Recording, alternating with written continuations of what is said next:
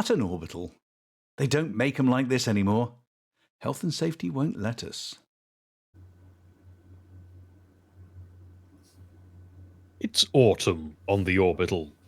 The fruit on the brain trees along the parade are falling from the branches and landing with a sound like a sock full of cold custard being slapped with a fish slice. The children of St. Psycho Cow's primary school have made lots of little autumn leaves, which they have piled in front of the big fans so they blow along the corridors. Lots of leaves. Millions of them. Possibly billions. They've had an industrial die cutter going 24 hours a day since last autumn, cutting leaves from old Hutton radio scripts. Floor mopping guy is on the edge. For the first time in a long while, people have reported hearing him mutter under his breath as he sweeps detritus from the front of shops. McThargoids are selling their seasonal space pumpkin spiced McStiffies, which are proving to be as very popular as they always are. You just have to be careful not to swallow the occasional space pumpkin seed that finds its way in there. They're about 2 inches across, and they will choke you if you're not careful. Gusto has appointed himself as first aider, and has been hanging about McThargoids all day, giving people the Heimlich maneuver whenever he thinks they may be in trouble. At least, I think that's the Heimlich. To add to the spirit of the season, the environmental season system is on the blink again, so it's gone a bit chilly and the overhead lights have dimmed a bit. Knowing how long it'll take to be repaired, the locals have put on their big coats and have begun knitting scarves and mittens for themselves. Cecil even has a gin cosy on his favourite glass. He gave that glass a name, you know. It's called Splishy Splashy. Floor mopping guy has swept all the leaves he can manage into hanger 1 and piled them up. He was going to eject them all into space, but at the moment Momus Bog Spaniel security teams have taken time off from biting people in the arse to fling themselves enthusiastically into the pile. They seem to take great delight in running at the pile, quacking loudly and launching themselves into the air. Floor mopping guy gives up. As the leaves and spaniels drift slowly around in the low G of the hangar, one settles on his head. A leaf, that is, not a spaniel.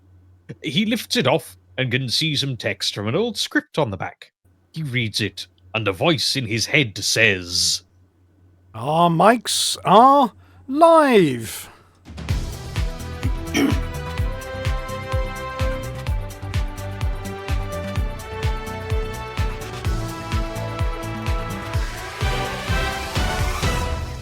Welcome, welcome, welcome. I'm Rudolf Hucker, and if there are any seams tonight, it's because I'm trying to operate the control panel with mittens on.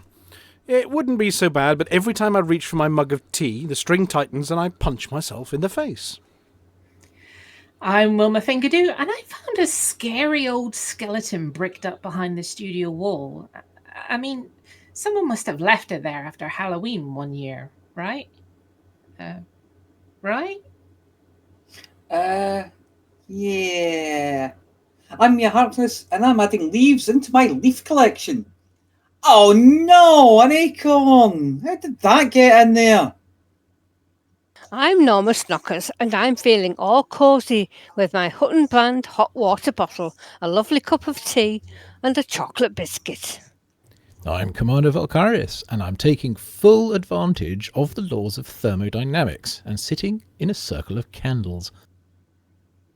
I'm Hugh Pratt, and I've made homebrew pumpkin spice mega gin. It doesn't taste much like pumpkins, but it is taking the enamel off the bath. And my teeth. And I'm Sandy Crevice, and I've heard that if you say the name of Beetlejude 3 times, she will appear about an hour later and read Galnet that News Digest stories. Beetlejude, Beetlejude, Beetlejude. Now we just have to wait. Yes. So, let's do some, I don't know, headlines.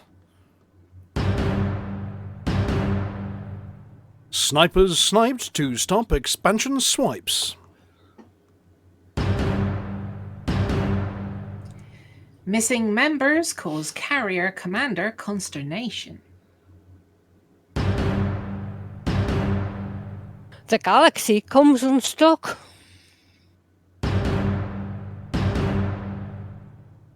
What's twice as interesting as half a Hutton? We find out. Physics fixed.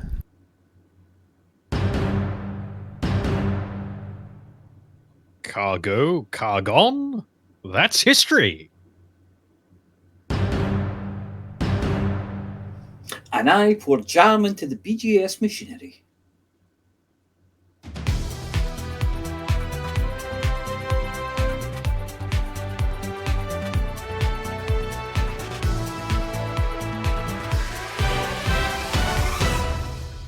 First, this evening, we bring you news of a somewhat controversial change to the modern art of colonization.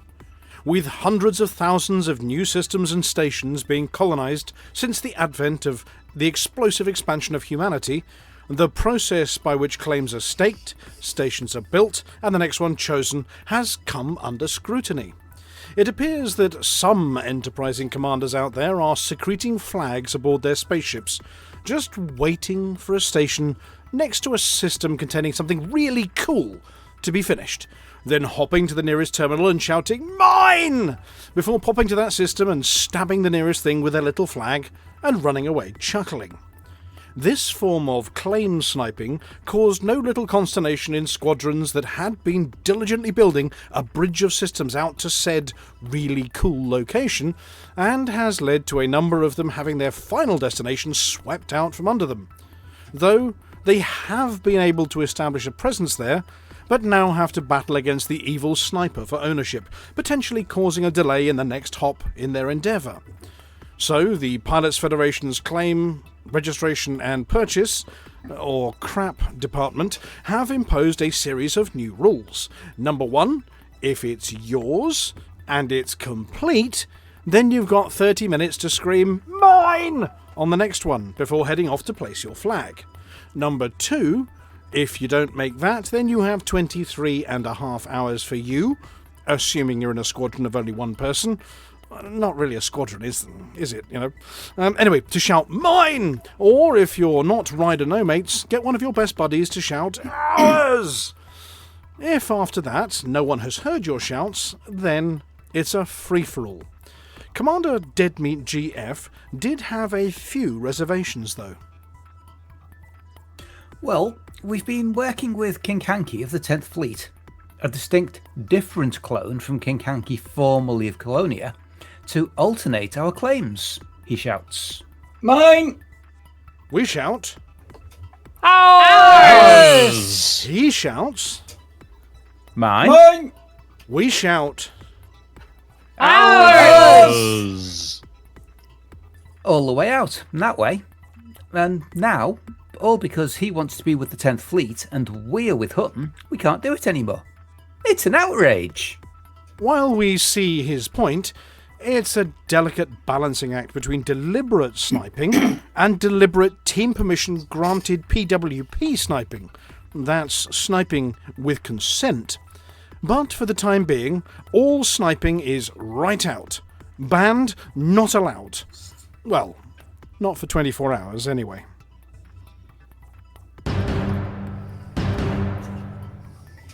There have been a number of concerns raised this week by fleet carrier commanders that there appears to be a bit of a staffing shortage.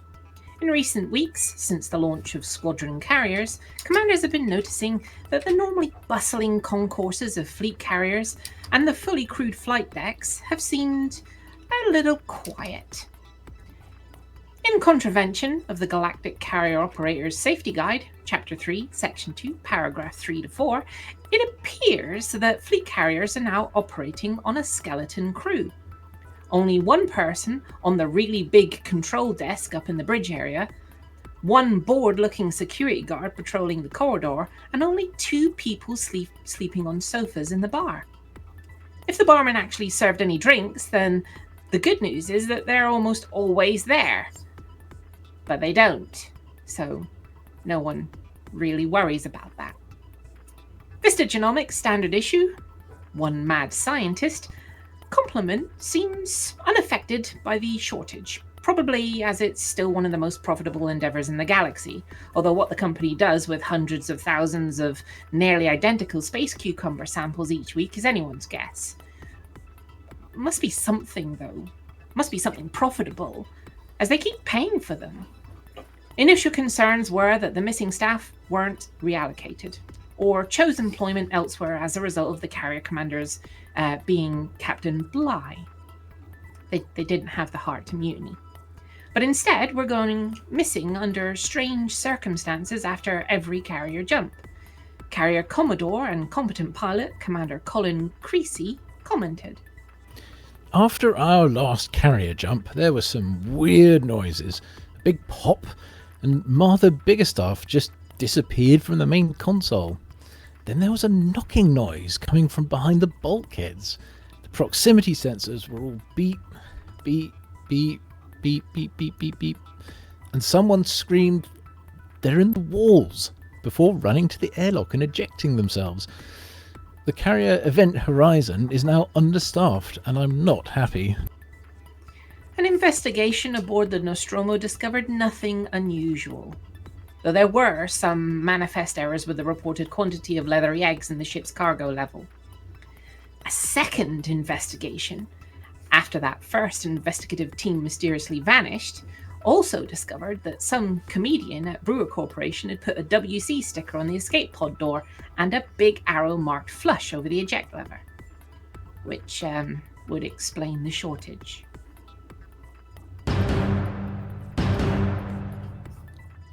Those commanders who actually pay attention to the apology officer's bit at the end of this bulletin. Well, that's everyone, of course. Yes, everyone definitely takes notes. I'm taking names, you know.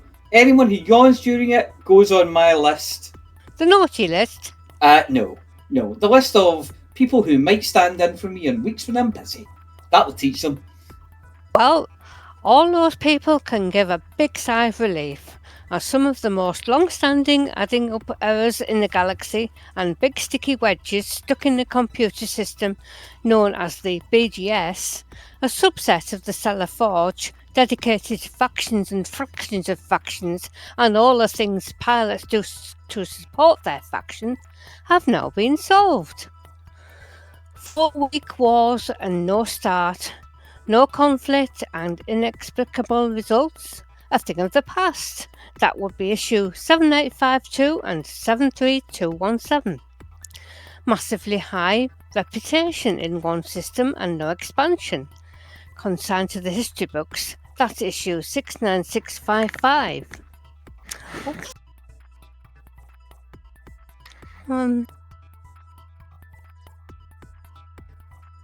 Right. Massively You've fallen off your high... chair. You've fallen off your chair, Flossy. Sorry about that. I was trying to move the We're talking about down. doing a Hutton, that bit. There we go. Right. Am I okay? Am I there? Yeah, you're here now. Good. What about doing a Hutton and expanding somewhere but never actually arriving? Well, that's gone too, and we can scratch 73348 off the bingo card. We would say that the galaxy has entered a new era of faction stability.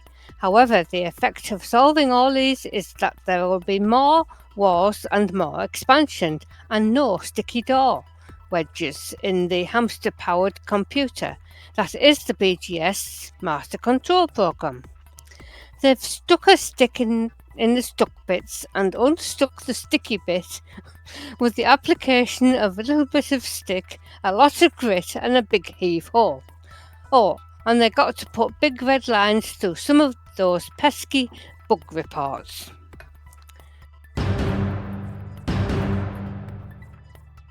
It was only a matter of time. After weeks of standing awkwardly near live microphones and frequently mistaking the record button for a doorbell, Hugh Pratt has launched his own podcast. Yes, a podcast. A bold move for someone whose career began by being cast out of Earth in a pod, and who has maintained ever since that the cryogenic suspension is the ideal way to skip inconvenient decades and most of the Brexit aftermath. Now fully thawed and broadcasting from a small audio booth he assembled using leftover pod insulation and enthusiasm, Hugh insists that he is eminently qualified to podcast. The result is a show entitled Twice as Interesting, a name Hugh defends with unflinching confidence, explaining, "If I'm twice as interesting as half a Hutton News show, then frankly I've already won." Naturally, the title wasn't chosen without considerable deliberation. Hugh assembled a rigorous focus group composed of 4 noted experts in applied commentary and nib-related ergonomics: Parker, Byro, Professor Bick, and the enigmatic, but straight to the point, HB. Together, they debated a slate of alternative names, many of which were ultimately discarded for reasons of clarity, legality, or fundamental comprehensibility. Among them, Cogito Podgo Sum, Post-Orbital Reflections, The Pratt Report, and Silence in 4 Dimensions. Each had merits, each was eliminated, and so, twice as interesting it became. A name with just enough promise, just enough hubris, and no obvious spelling traps. Keen to ensure that his new venture didn't immediately vanish into the background hum of comms chatter and Cargo Bay Muzak, Hugh sought the wisdom of the galaxy's foremost expert in factual audio distribution, Commander Wotherspoon of Galnet News Digest fame. He did it first and learned all the lessons the hard way, so I don't have to. RSS feeds, publication media, promotion, the proper use of hidden sarcasm. It's all there in his notes. You Noted Hugh solemnly. Shortly before speaking into the wrong end of the mic for 8 uninterrupted minutes. Wotherspoon's guidance covered the fundamentals of narrative structure, vocal projection, and the strategic use of long pauses for effect, rather than due to the confusion or excessive biscuit consumption. Early highlights include ropes for beginners, planes, what goes up tends to stay up as long as it's moving forwards, flying kerfuffle, and space jazz. The podcast will be distributed via Galweb on something called Spotify. Because, as Hugh puts it, if history has taught us anything, it's that the best way to be remembered is to say things out loud, record them, and then forget where you stored them. The first episode of Twice as Interesting is expected shortly, or possibly yesterday, depending on your local relativistic frame of reference. Subscriptions are free.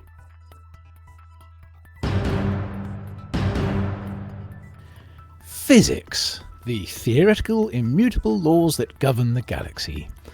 The movement of the planets, the dance of the stars over millennia, the really rapid but at the same time immeasurably slow approach of the Andromeda Galaxy, that really heavy hammer that you dropped on your foot, all the way the fire hose shot you backwards in 0G and flailed you into the nearest bulkhead.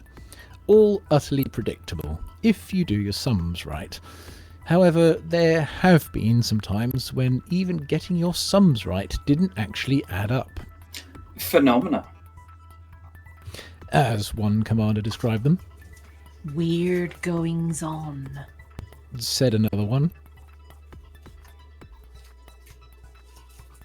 Hugh. Bit bloody strange, if you ask me, he says, with the mute button switched off this time.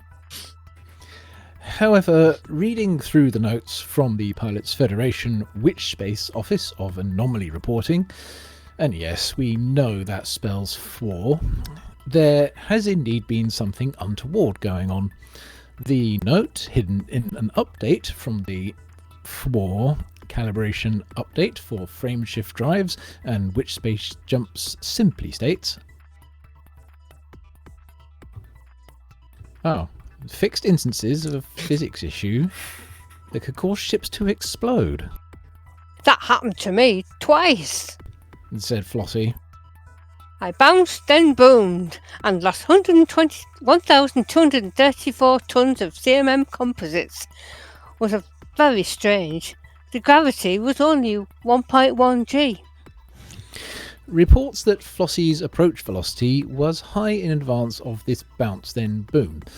are just rumours, as Flossy would never do that. Our science teams have been hard at work trying to identify what the physics issue was. Was it a localised, unexplained increase in gravity? Was it that momentum was suffering from a multiplicative factor? Or maybe inertia lost its decimal point somewhere in calculation? Or was it that light decided that it didn't like being both a wave and a particle, and chose one over the other, and it went all wibbly? Did a non-physics phenomenon cause the ship's centre of mass to move suddenly, to the outside of the ship?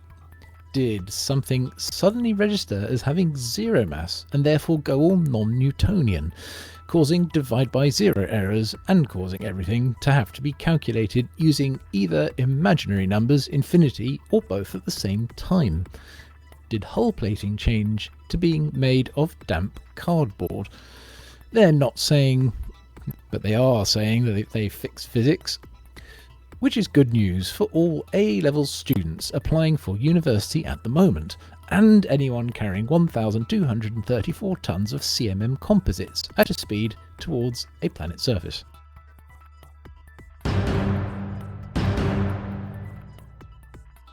It began, as all good mysteries do, with a sound. Not a scream, nor a bang, nor even the deathly hiss of an airlock's betrayal. No, this was subtler. It was the click of a transfer manifest, not being signed. Commander Montgomery F. Bumblescratch, respected trader, amateur accordionist, and part-time wearer of flight suits without trousers, stood puzzled on the deck of his fleet carrier, the Slippery Inference. A routine shipment of 756 tons of toilet paper, 14 crates of lava lamps, and a single Panther-class sculpture had not arrived. His ship, the Leaky Persuasion, had docked. The cargo had been prepped. The manifest had been ticked.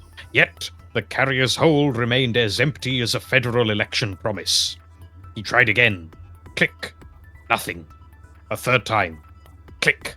A brief flicker, then a full rejection. The cargo case was missing.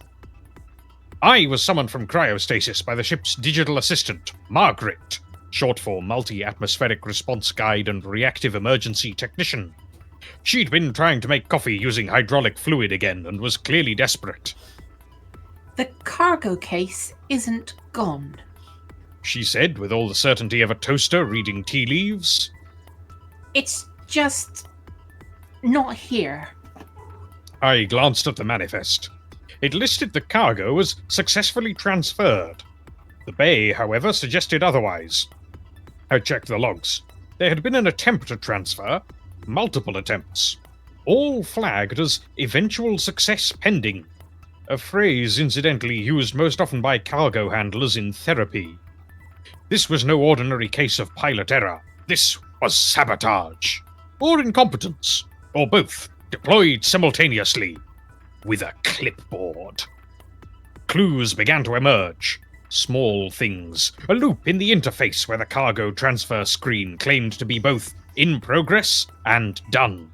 A recurring message that read, transfer complete, cargo 0 out of 0 transferred. And a final error that simply said, Inventory synchronization failure. Please contact your nearest superliminal janitor. I turned to the computer and began cross-referencing recent fleet carrier update notes. Buried somewhere between... Fixed a soft lock when attempting to outfit ship while sneezing. and... Removed duplicated moustaches on NPC bartenders. I found it. Fixed instances of transferring all cargo at once from ship to fleet carrier inventory to fail. There it was. The smoking gun. Or, rather, the unopened box marked gun still sitting in the cargo hold of the Leaky Persuasion because the transfer subroutine had quietly entered an existential crisis halfway through execution and decided it was above such things. The case was solved. Not by intuition, not by deduction, but by a patch note. Commander Bumblescratch was relieved. Not because the cargo was finally moving, but because he'd accidentally been sleeping on one of the lava lamp crates for 3 days. It had left odd impressions in his lumbar region and produced psychedelic dreams involving Gal Cop-era ticket inspectors. The moral of the story? Never trust a select all button. Especially in a universe where the difference between 1,000 tons of cargo and 0 can be decided by a single missing semicolon. I closed the case, wiped the crumbs off my trousers, and returned to the chill embrace of the stasis pod, comforted only by the knowledge that somewhere, someone had fixed the bug, and that all across the galaxy, panther sculptures and toilet paper would once again find their rightful place in the void. Case closed. Cargo open.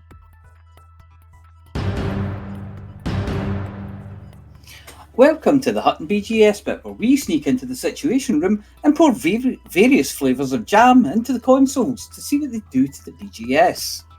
Oh, do you got any marmalade? No, not Monster. This week, Outbreak in Pyretti, Swimes DP-D, scene at 1-9, and call 285 sector ZF-0 D6-105. Investment in Wolf 359, LHS 1827, where there is also a terrorist attack, and Barnard Star, of course. Wolf 629 sees as an infrastructure failure, civil unrest, and depopulation is discontented. It's a total bin fire, just run away. CD-37 15492 and Wolf 630 are both in lockdown. There's a pirate attack in Kokari, and there are also around 10 wars in various colonies, but their names are all a random selection of letters and numbers, so I won't bore you with those. But what does it all mean? Well, if you want to trade for maximum profit, then trade your goods to those investment systems. Or you can bring in medical supplies to the outbreak systems. If you want to mission run, then do so in those investment systems again. They will give you maximum payouts. And if you want to shoot it, then go and shoot it in Kokari. CD-37 15492 or Wolf 630. And that's it for this week's BGS bit.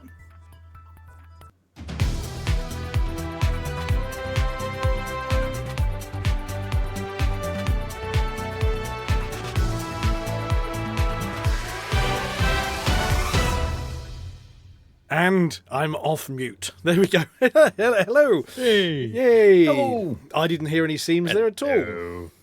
And do you know what? I mean, maybe I should turn my headphones up, Seamless, but I you didn't might hear say. any either. The tongue twisters didn't even twist everybody's tongues. It's No, just everything else did. everything else did, but I thought I would catch Amelia out with all the C's. Lots of C words there for you, Amelia. I do like Amelia's C used to words. saying C words. But Can't not the be. best C-word. Hey. Yeah, and you know, Flossy got through that. I mean, I really thought I was going to get you there, and you're going to hit me with a pan, Flossy. You know. Oh, delayed action panning. Okay, yes. What is it? Dedicated to factions Yes. and fractions of factions, and all the things pilots do to support their faction have now been solved. Yes. But no, it's lovely to have everybody here. Now, we do have to say, we didn't put in an article this week, and he's probably feeling a little bit left out, but we now have our third case of mods. So I went down with mods, and then Amelia went down with mods, and now it sounds like Little Grey has gone down with a dose of a different flavour of mods this week. So get well soon, Little Grey. Get a nice early night. But yes, it seems to be doing the rounds, but it's sort of in sequence. We're not all catching it at the same time. And apologies for the cancellation last week. Real life shenanigans rather got in the way of the broadcast. But Don't you dare! That's my job. Oh, that's it. There's a lawsuit, isn't there? Yeah, the onion will be on to you. Yeah. David is very sorry for last week for not being here and for having that we had to cancel. Right, Yes. back to you. Right. But back to me. So, with all of this stuff that's in the news and all the patch notes, which we'll talk about in a second, was there a Frontier live stream telling us all about it? I have no idea. No. Of course not. I don't even know what week it is now. When is that supposed to happen next? Not only is it Randomly. not the last Wednesday of the now. week, but they don't even do it on the last Wednesday of the week anymore. Well, it might be the last Wednesday. Just whenever they've got something last- to tell us. Hang on, the last Wednesday of the week. Right. Well, in the absence of that, though, they did release a patch today, which obviously formed the meat in our news sandwich earlier. So they did patch something. They patched some really long-standing old things as well. But the first one is about this sniping of systems, wasn't it? Because previously you could just wait until, I don't know, Dead Meat GF had just finished building his spaceport, and then run in giggling and nab the next system in the chain without asking him nicely first. But now he gets 30 minutes to go do it himself, and if he can't be bothered, then the rest of his squadron get 23 and a half hours, I think they were saying. Yep. The remainder of the 24, yeah. The remainder of the 24 hours Makes to sense. go and do it from within the same squadron. And then if the squadron can't be bothered, then anybody can do it. I think that's what they were saying. Yeah. It's a little bit belated. So exactly this was what everyone was saying was going to happen before Trailblazers even released. It was easily predictable. Yeah, I mean, there has been Dead Meat GF, as we mentioned in the article. It rather puts the kibosh on multiple squadrons working together to do expansions, because they were tic-tacking, Squadron A, Squadron B, Squadron A, Squadron B, all the way out. Because when you expand, you get your squadron, but also the squadron of the source system appears in the new system, so then the other team can then go back and expand to the next one. And what this then does is adds 24 hours to the process. Now, apparently they were doing 2 within 24 hours, which is madness. I wonder how quickly they come up. So a workaround might be just to have one commander just skipping squadron back and forth. Well, yeah, I suppose that is a solution, is be a traitor to your squadron, and then be a traitor back again. Yeah. And it's almost begging for like a dual squadron feature. Or be a member of 2. Yeah, or have maybe not like a hard member, but if you've got like a representative. You mean a soft member? Yeah, like an auxiliary. Yeah. Far be it from me to put words in your mouth. Yes, okay. Or anything else? Yes. No comment. Right. Absolutely not. No. Maybe Squadron Ambassador or something like that. Well, a bit like we have over on the Hutton Discord, the good buddy role. Not one of us, but hey, we don't mind them drinking at the bar. Okay, then... Oh, yeah, or in the Bushman says, or just a button that says release. Just Release the claim. Yes, release yeah, the as yeah. yeah, or as in you've got. Well, the whole point was to give you first refusal, and you could just waive that if you just have a button that says waive the right of first refusal. Done. Yeah, I mean, this is the thing. First refusal, you've got to have a refuse button. But yes. Yeah. So then, Flossy, you were covering and this might sort of stray into Apology Officer territory as well. They have fixed the main cause of the BGS becoming stuck. What was that? Yeah, so there were lots and lots of reports of wars being entered and then never starting and never ending, and basically whole systems getting stuck in war permanently. Yeah. As well as expansions, where you hit the expansion threshold, it goes into expansion and then never expanding as well. Oh, we've been expanding for months. Oh, I've been expanding for years. Hey. Extra holes in my belt. No, fewer holes in my belt. Oh, anyway, you know what I mean. Not more holes, but further out. Yes. So apparently this resolves most instances of conflicts, expansion, influence not functioning, which I think Flossy said it closed all of 5 different issue IDs. But these are really, really long-standing ones. And then Volcarius, the mysterious one, fixed instances of physics issue that could cause ships to explode. Yeah, not something I've encountered myself. I've heard a few chit-chats about, why my ship randomly exploded, but then there are so many different things that can cause that. Well, invisible rocks, you always used to be the one blamed in docking pads, wasn't it? Or just above docking pads, the invisible rocks. But that was years and years ago. But so we don't know what the physics issue was. But It's people, fixed. yeah, but it's fixed. Well, I can imagine it's as game physics usually happens when something divides wrong. I mean, okay, right now, if like a take the Thargoids, right? Yeah, we did, and we won. Yep. If one of those things appears with a frame shift anomaly on where you are, that thing yeets you away at like 5,000. Right. So that's the kind of thing game physics does. So, but that was still following the rules, because it probably had an infinite mass and you had very little mass, and therefore being yeeted like that. It's more the distance. So you can imagine an amount of force being based on the inverse square distance getting really, really high when you're really, really close to when the centers are really close.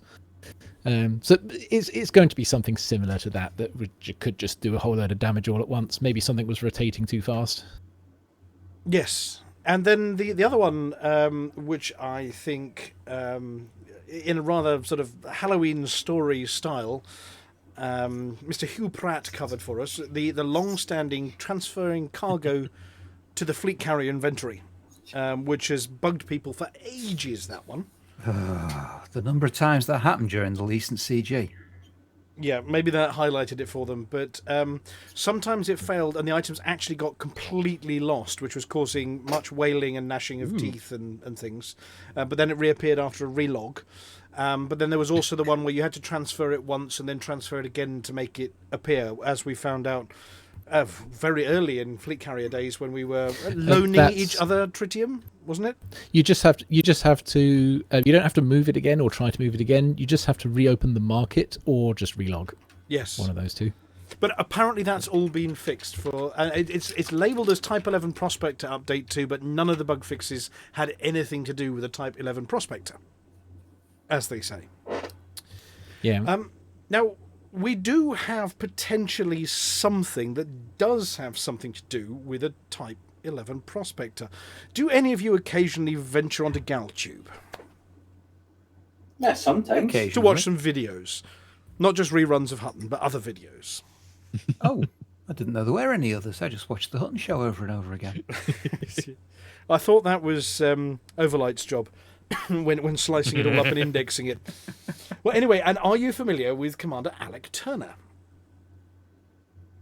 Name might ring a bell. Yeah. So Alec Turner of Buckyball Racing fame, Alec Turner of hooning around in an SRV fame, and doing other strange Alec Turner's things. Subtle Mob fame. Well, he has released on YouTube, affectionately known as GalTube in these parts, probably the best video I've ever seen about Elite Dangerous. Very recently, called Ring a Limpets. Did anybody manage to catch that one? No. Right. Well, I'm just trying to find out where I hid it. I've got permission to show this, and we're going to be re-showing it from Commander Alec Turner's YouTube channel. I'm hoping this is going to work without adverts. If adverts crop up, I'll have to nuke it fairly quickly. But sit back for a minute and watch this, because it's. No, actually, I didn't check whether. The music content. He doesn't use copyright music, does he? Not usually. Well, look, if everything goes silent and you can't hear the rest of the show, that's my cock up, and we blame Alec Turner for it. Okay. So I'm going to hit go. Let's just see if this works. Look at this boat.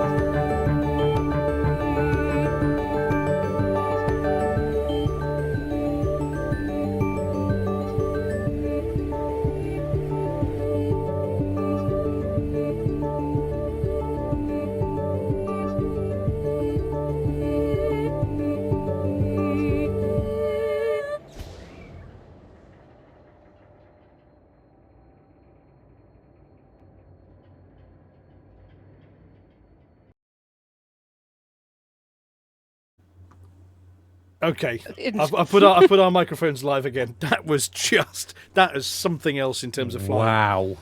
I mean, not only coming up with the concept, but then flying it and videoing it in as we were saying, the third-person view. Or I don't know whether he had multi-crew or a camera person there. We did that with his permission.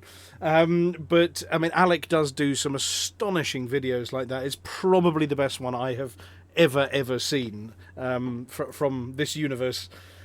You can find him over on YouTube under the name Alec Turner, and it's called Ringer Limpets. If you do Even want if he'd to had a cameraman there, a camera person there in third person view or whatever, he still had to fly and steer those things. yes, And if he wasn't watching the camera view, then he couldn't have seen them to do that. but it's not often I use the word go and like and subscribe, whatever else. But go and find Alec Turner on YouTube, Yeah. right? And give him a Do follow it. and a thumbs up for that, because that is absolutely spectacular piece of flying. Just even to come up with the idea. He's seen them and go, do you know what that'd look really good for? That'd look really good for bonfire night. It's. But congratulations, Alec, and thank you so much for giving us permission to broadcast that as well. It was quite a special video. So, as he was in space, and this is a news program, I suppose we ought to think about moving on to some space news. If everybody's okay, have we got anything else before we move to space news? No, No? I don't think so. Okay, so let's run audio, shall we?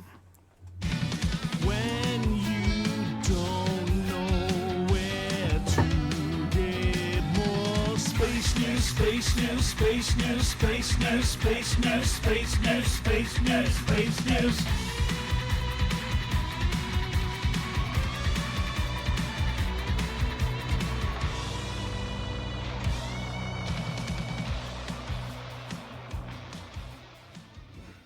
Okay, our first one of the evening. Who would like to introduce this one for us?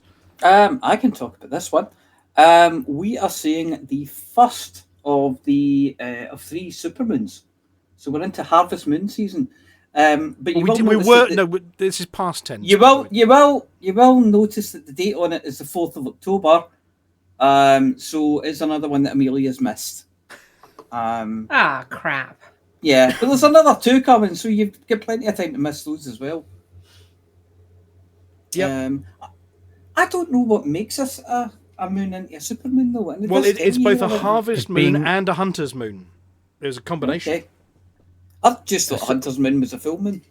Nope. Supermoon is when it's closest to its closest point to Earth in its orbit at the same time as it's on the opposite side from the sun, meaning you get a full moon and it's ever so slightly bigger in the sky. It's So, like yeah. That sounds cool. 2 or 3% bigger or some ridiculously small number and barely detectable to the naked eye. But Yeah. it's a supermoon. But it It's does Superman. look. I mean, optical illusions or whatever. It does look on the horizon. really big. When it's low to the horizon, it looks really big. That's a well-known optical illusion. But the supermoon compared to a normal moon, there's very little in it. Yeah. Well, so October's full moon, and so the one this month is always known as a hunter's moon.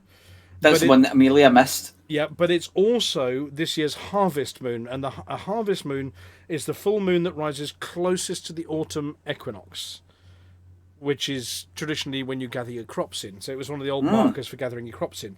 So they managed to coincide. Okay. Yep. And apparently it also rises for several evenings around sunset, causing extra light for farmers working outside collecting their harvests in. Yes. And was also a song by Neil Young. There we go. Yes. And it does say in Hunter's here, Moon. yeah, as per Litho's comment, that it is an optical illusion that makes it seem enormous when it's close to the horizon, mainly because it's hiding behind other things that make it look really big, like people and buildings. I mean, to be fair, the moon is pretty big. Yeah. It is big, it's just very far away. But unfortunately, the moon that Amelia missed, nobody could see it because Storm Amy came over and obscured everything anyway. So you may have missed it, but so did everybody else, apart from a glimpse. Not So- just me this time. Not just you this year, no. But definitely including you. Yeah, definitely. Okay. You didn't not miss it. Haven't we got something else coming up later on, like on the 21st or something? It's the debris from Halley's Comet that we're going to go through, and it's going to be more meteors. Nice. It's like the 21st of this month. What are they called? I can never remember the name of them. That's My next birthday. Tuesday. Oh, maybe. That would be the Orionids. Orionids, that's it. Okay. And that's due later this month. It's like the 21st or something like that. 20th, 21st. Okay, so our second one. We got that coming up. Well, we do miss that. Well, maybe this one will tell us how we can see it better. Possibly. Because our second article is not coming up on screen at all. Which is... Okay. Let's try that one again, shall we? Hello, second article. No, it hates it. It doesn't want to play this one. I will be right back. So we're... oh, no, it has come up. There we go. It just took a long time. So... Apparently Australia is now part of Europe, not just for Eurovision. Do tell us about this Radio one. telescopes for life, not just for Eurovision. Yes. Put that on a T-shirt and confuse the hell out of people. Though to a number of people from the planet of the Merkin people, they're pretty sure that Australia is somewhere between sort of Germany and Switzerland. So close enough. And yet they drive on. And yet they drive on the left. Very confusing when you get to the border. Right. Okay. So this is about a new deep space telescope run by the European Space Agency, but in Australia. So yeah, deep space telescopes. We know all about those, and yes, it's in Australia, and there are lots of people with their thumbs up saying, "Yay, we get a nice holiday to go and." See kangaroos and our new telescope. That's about all I know about that one. It's kind of a weird place to put it, though. So, because we do have a couple of antennas in Australia from a while back, and they were placed way out in the Mad Max desert, where there's just no noise at all. Well, I mean, I suppose in the middle of Australia would be better than right next to where it looks like there, which is a lush green area that's probably got a telescope. Ooh, okay. It's an antenna. It's a communication system. It's part. Just reading the article. It's part of S-Track, the ESA's equivalent of NASA's Deep Space Network. It's communication with distant spacecraft and probes. Can we get one to improve the signal from Hutton? We could try and use that one. I suppose we could bounce something of it. It's only about 3.5, 4 light years away. So, and it's big enough. Yeah. Mm. Okay, but then going from a special dish that's for communication to something that looks about expanding satellite imaging beyond low Earth orbit. And yeah, this one did come up a little bit quicker. Okay, so that was ESA. This is HEO. Who are HEO? Heyo. Heyo. It's whoever they are. It's a kind of unfortunate name because that could be read as high Earth orbit. Right. Okay. Well, I can't actually see the rest of the article, but apparently they're improving satellite imaging. There's a picture there of a dude looking at a fuzzy picture of the letter H that looks a bit like Hutton if you squint, and then another picture that looks a bit like Hutton if you squint, and then you go, oh no, it's not Hutton. That's the ISS in 2025. Yeah. The second one looks a bit like a TIE fighter under construction. Mm. Yep. Yes. Yeah. But you'll notice none of them have a big aerial or rotundas. That's because it fell off. They don't have an upper rotunda or a lower rotunda. Or any landing pads. Yeah. Big oversight there. Yep. So well done them on getting better pictures. And then there is a full-scale mock-up of a commercial space station. Okay. I thought we just looked at a full-scale mock-up of a commercial space station. When did we look at that? No, that was we talked about low orbits. Let's go high instead. Yes. Oh no, that was the ISS, wasn't it? Yeah. Ish.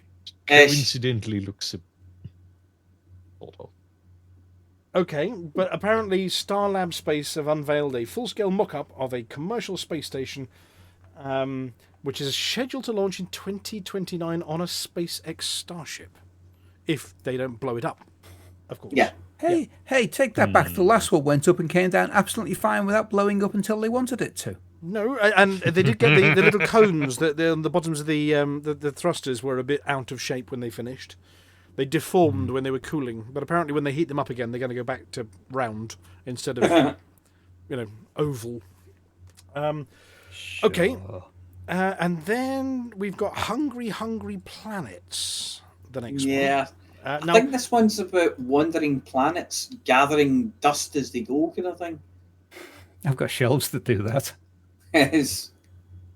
Right, and here is not an actual picture. Here is Mr. Dusty drawing things again. This is an artist's impression of Char 11077626. I haven't got my glasses on. That's 620 swirly light and years away. fiery. Yep. Oh, this is one that's written in a Hugh Pratt style article. Rogue planets live by their own rules. Right. Okay. Yeah. Oh, yep. Someone's got fancy with this one. Yeah, and they don't have stellar supervision. Apparently, there's no mum or dad saying, "You're done with that orbit now. Come in for your dinner." I do love the name of the telescope that discovered it, though. Go on then. The Very Large Telescope. Yes. ESO's Oh, yeah. very large Yes. telescope. Yeah. Yes. Yes, I think there's a... The follow-up telescope for it is the Extremely Large Telescope. Yes. I've heard of that Somebody one who as picks well. names needs to be fired. Okay. Well, apparently this planet, this rogue planet, is experiencing a growth spurt because it's binging on surrounding gas and dust. So it is hoovering. They should call it Mr. Dusty. It's hoovering up stuff nearby and actually making itself bigger. Yes. It's just gone through a difficult breakup. We shouldn't judge. Yeah. Yes. But it's eating around 6 billion tons per second, or that's me on Boxing Day when looking at the leftovers, or the cheese in the fridge. Yeah. So apparently, About rogue 8 planets times faster than go it on then. was just a few months earlier. Yeah, it says that by August it had started accreting material around 8 times faster than it was just a few months earlier, which is the strongest accretion episode ever recorded for a planetary mass object. That is definitely So that's Christmas. quite the rare. Yes. Yeah. So Why? they form in a couple of ways. Apparently, they're born around a star, and then evicted from their home by interacting with other stuff in the system. Let's say like a Jupiter pulls them out, or a Jovian planet pulls them out, Yeah. or they can form all on their own when something else collapses and there's loads of gas and dust kicking about. They've still got their own little discs around them from their own formation, but while they're growing, those little discs around them sort of eat other things, and then it all clumps into the middle as you mentioned it, the accretion process. So they call it a protoplanetary disk around the planet. Oh, yeah. Yeah. Protoplanets. Are there any more pictures? No, so we'll go back up to the artist's impression at the top. But so this is the first time we've seen anything like this, and it's basically a really, really hungry planet eating all the dust and bits and bobs around it, and I presume getting bigger as a result. Yes. Yeah. Or more Having dense. scrolled down Getting a little heavier. further. Getting heavier. Yeah. Having scrolled down a little further, it says here, although still young, the planet is already a big boy with a mass 5 to 10 times that of Jupiter. A Oh, team of God. astronomers also discovered that its unusual growth may be attributed to its magnetic activity, causing material to fall into the disk at a remarkably high rate. I have a question, and it might not be answered on there. Could that acquire enough stuff that it then starts fusion and becomes a star? In theory, yeah. It's Yeah. if Because it's gas 10 giants times are only the one size step- of Jupiter now, it'll have Yeah. to get about 7 times bigger than it is to become a fusing body, a brown dwarf. Yeah, that's cool. And it's Well, eating yeah, more and It more. could happen. It depends on how much stuff there is in the cloud around Yeah, it for it to eat. how much food it's got. Yeah, Yeah. nice. And so the next one, far be it for us to stray into politics. Beggar's belief. Every now and again, certain US senators get a tusk Yes. from the rest of the community because apparently they want to do something heinous, absolutely egregious. Because apparently Senators Cruz and Cornyn want to chop up the Space Shuttle Discovery. Yeah. Yeah, I think it's to move it or something. Yep. Okay. Yeah. Basically, Cruz, being from Texas, wants to move it to Texas so that it's in his state as a tourist attraction. Yeah. Based on a little skim I have had of this in advance. Okay. So previously they yes. used to fly them over on special 747 carriers, didn't they? They strapped Yeah. into a 747 and flew it I down. think they got old and were scrapped.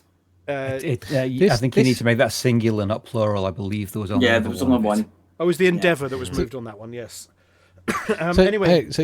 Given the objective, so clearly if the point of moving it to Texas is then to put it back together again, I think the real point of that should be, okay, why are they even, where is it now and why are they moving it?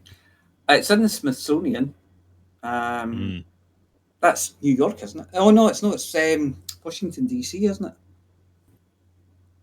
Well, And it's owned by the Smithsonian, so yeah, we don't know where it is. It is currently in as close to flight-ready status as it is technically possible to make it.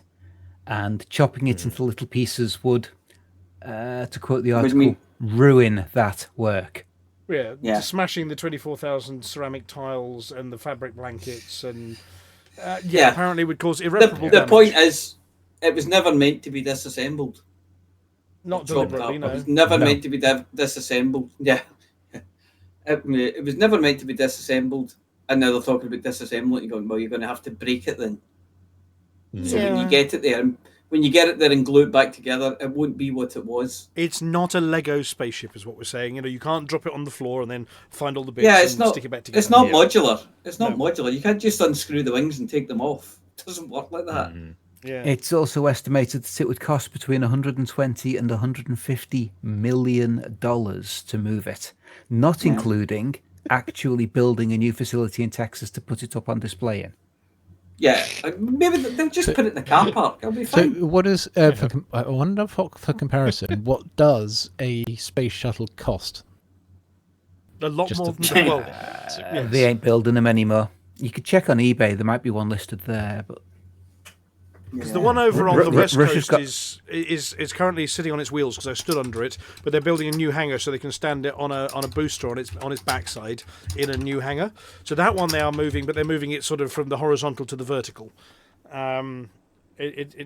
Seeing it with all of its sort of heat damage on it and whatever was quite spectacular over in LA. I think I had some old pictures of me standing under that one. But seeing it in the flesh, but with still the burn marks on it from when it was used last, I think makes it more special. But yeah, cleaned and glued back together again, that'll spoil it. So I've just done a bit of Googling. Atlantis is in the Kennedy Space Center Visitor Complex. Discovery is at the Stephen F. Udvar Hazy Center in Virginia. Endeavour is in the California Science Center. Yep. Enterprise, which was the test one, the one that actually does fit on a 747 properly, is in New York. Right.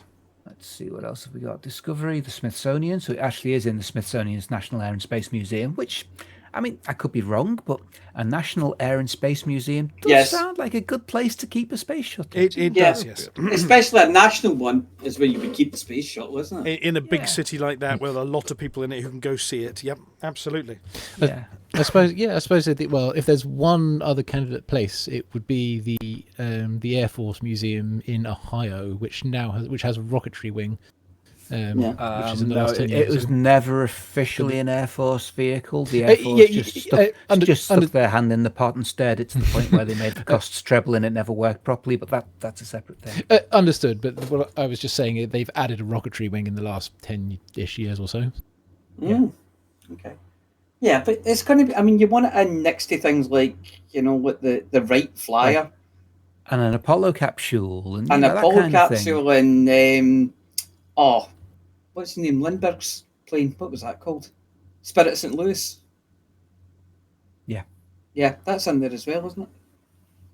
So, yeah, you kind of want it in with all those other really historic space and aircraft. As opposed to putting it in an old shut down drive-in movie theatre in Houston. And talking of things that should and shouldn't be junk, and space shuttles like that one should never be consigned to being junk, there this week a top 10 countdown of the world's most dangerous space junk. Yeah. Right, okay. So a Tesla with a spacesuit in it isn't on the list, I don't think. No, it's too far It's away. tiny and it's way out of the way. You'll find that when you get to the list, there are about 3 different things in there. There's a Soviet rocket, S-16s, Chinese rockets, and I think there's a couple of odds. There's like a Japanese satellite and a European satellite. Oh, a Japanese rocket and a European satellite. But 8 of them are, let me see. So there's, in at number 10, is a Chinese CZ-2D rocket, which was launched in 2019. At 9, a Soviet SL-16 rocket launched in 1988. One of 2 of them in the list. 3 of them. Well, yeah. Actually, 4. Well, there's 3 SL-16s and an SL-8. And for China, they have got... Oh, China's only got the 2 that I can see. China's got a CZ-2D and a CZ-2C. So, yeah. And But that's... isn't it? Doesn't China have those plus a few, like several tens of thousands of tiny little bits of? But they These are the it's when big they bits crash that will into produce each a other large debris field, though. Yeah. You've also got 2 Russian Cosmos satellites, so there's 2237 and 2334. Yeah. So that brings us up to about 7 out of the 10. I'm trying to see what the other one is. So there's 2 Chinese. If you remember a few years back, there was a really, really totally scientifically accurate documentary about it. I think it was called Gravity. Oh, that one, yes. Yeah. I remember seeing that. Right. Is that Sandra Bullock and what's his face? The one who's that's married the to the one, famous yeah. lawyer. You know, that one. Yes. Yeah. Anyway, so apparently the top bunch of these, by removing something like the top 10, you remove it was something like 50% of all of the risky stuff. Here we go. So yes, if you retrieve 50 of the objects, then the debris generating potential would be reduced by 50%. So just the top 50 out of the many thousands up there would massively reduce the risk. And in fact, if you take out those top 10 that you were mentioning just then, the risk in space would be reduced by 30% from debris just for those 10. So it's but what they're saying is also China's put up more since since 2000. China has accumulated more dead rocket mass in long-lived orbits than the rest of the world combined. Yeah, but then since 2020 something, SpaceX has launched something like 100 times more satellites than had ever been launched in the entire history up to that point. So Yes, a big chain of them across the sky. yeah. Basically it's a mess up there, and somebody needs to tidy it up before it gets completely out of control. But the flip side, though, is that Sorry. 76% of the objects in the top 50 are from the last century. We are getting better about it. Yeah, and we are improving. You'll also notice that number 2 on the list is quite humorously titled Envisat. So I think it's an environmental satellite. And it's not that old. It was only launched in 2002, which was only yesterday. Yeah, but it is. That's quite old for a satellite. Yes. Yeah. I mean, there's stuff there that was launched. I think the oldest one on the list, there's 2 at 1988, and they're both Soviet SL-16s, which were launched in 1988. Yes, and funnily enough, they were still using 1985. 85. 1985 is the SL8s. Soviet SL-8. Yeah. So robust then. It hasn't gone yet. Well, look, naughty, don't do any more of that, because it's just getting messy up there, and sooner or later one of these things is going to land on somebody's head instead of at Point Nemo. Didn't we look it up the other year? Yes. Point Nemo, some poor dolphin with a satellite on its head somewhere. Yeah, in the because Nemo Pacific. means nothing, doesn't it? Yep. Some poor unsuspecting cetacean. Yes. What the heck Yes. was that? It's raining metal. Okay, well, look, thank you very much for the space news. We better move along, so I'll do the closing bit, and then there's a very important question. When you don't know where news, space news, space news, space news, space news, space news, space news, space news.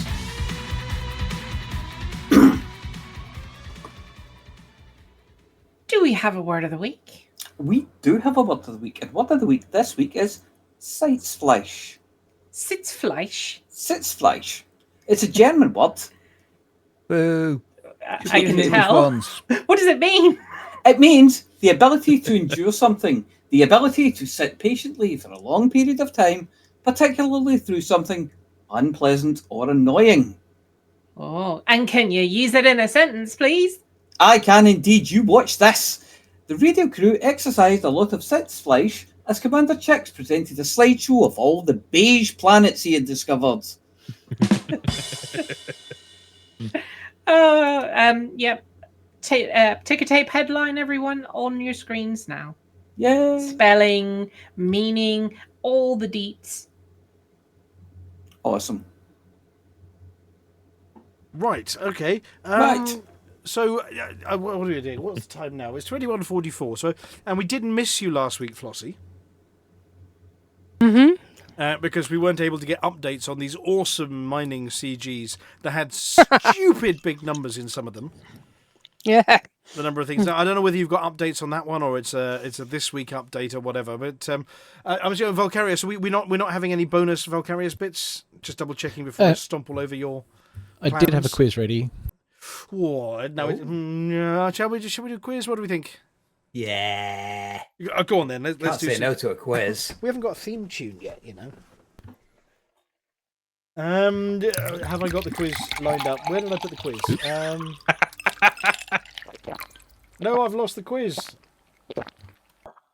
Where did I save? I've definitely got a quiz somewhere.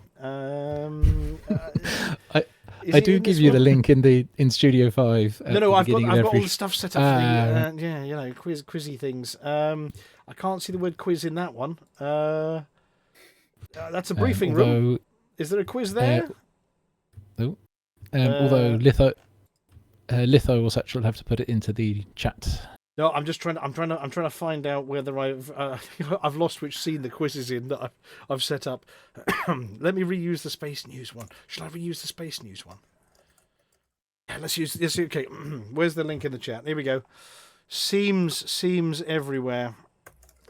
To help cover the seams, I've found the answer to part of the question from the Space News. In modern money, the approximate cost of a space shuttle is about $282 billion. Okay, so it's fairly cheap to move comparatively. Compared to building a new one. Just get Trump to buy him a new one. It'd be great. It'd be the best space shuttle he'd ever built. Oh yeah, best one ever. Of course. There we go. I'm Studio 6 this week. I'll put myself in. And possibly the bigliest space shuttle ever. Mm-hmm. And he'd even love the color. He'd even love the color of the drop tank. Hey, yep. Okay, right. So we've got a few people joined in, but I'll do the thing so people know to join in. For those with sufficient Sitzfleisch to have reached it, welcome to this show's quiz, which everyone's welcome to join over at quiz.iniv.space, which is link in the chat, in a browser window or on the side with a mobile device. Following the recent discount on Pilots Federation licenses and influx of new commanders experiencing anew the joys of entering the civilized galaxy, we're taking a look back at what it was like when first starting out with a sidey and barely enough credits for a Class 1 cargo rack, and maybe with a little bit of Odyssey in there as well to keep the long-time 3301 commanders on their space toes. So head over to quiz.iniv.space now or at any time during the quiz to join in, where, just like the scores held up by the panel of judges at the manual docking competition in the New Commander Olympics, good enough answers get you up to 3 points each.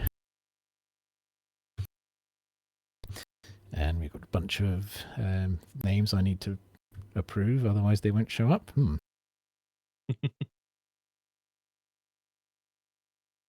If you told us this was going to be the quiz subject, we could have boned up by watching Wotherspoon's Galnet Noobs Digest from a couple of weeks back.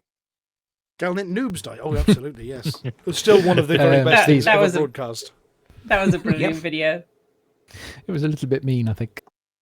In any case, I have think to go and watch we're- that one. I think we're relatively ready to start. So, assuming that didn't fail to work, yes, we're good. We have round one, Round which one. is about modest expenses. Question 1. In credits, what is the price to refuel 1 ton?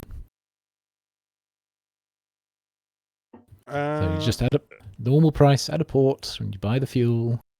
How much does 1 ton of fuel cost? Nothing if you scoop it. Well, then you have to buy the scoop. Okay. I must admit, I can't remember even worrying about the money. that was definitely just fill it up and clean the windscreen while you're there. Nope. I don't know if anyone's got the sound, by the way. The sound? I haven't got any sound. I've got this one. There we go. There we go.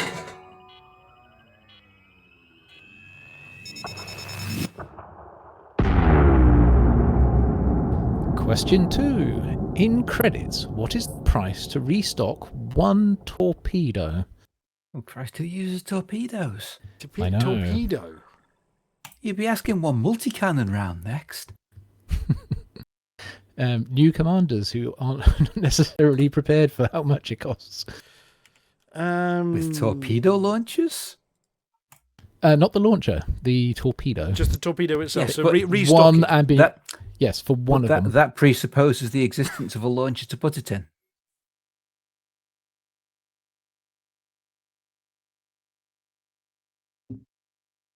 Can we just write torpedo? No. Hey. Do you have to, wish I'd do you have to thought get a witty answer point?